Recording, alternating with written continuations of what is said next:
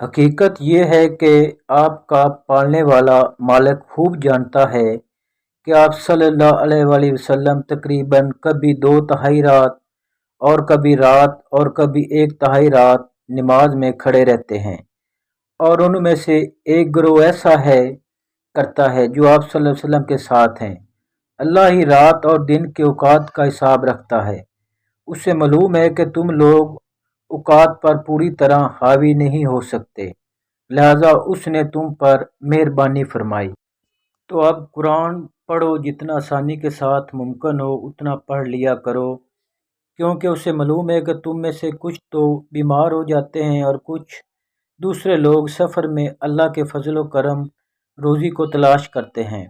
اور کچھ دوسرے لوگ اللہ کی راہ میں جنگ کرتے ہیں۔ لہذا جتنا قرآن آسانی سے پڑھا جا سکے اتنا پڑھ لیا کرو،